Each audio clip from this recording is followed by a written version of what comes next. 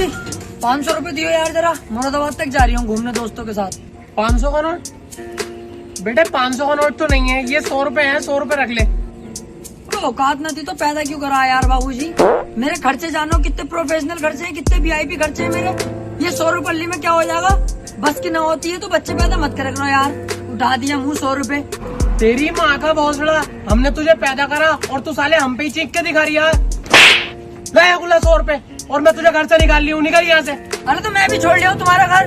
क्या घर है ये, कबाड़ा घर है। 100 रुपए दे रहा हूँ लोंडे को, पैदा कर दिया लोंडा और खर्चे नहीं झेल पा रहे। जा रही हूँ मैं भी घर को छोड़ के, और अब मालदार बन के लौटूंगा और तुम मेरे घर में रही हो, रोज 500 रुपए दे करूंगा तुम्हें।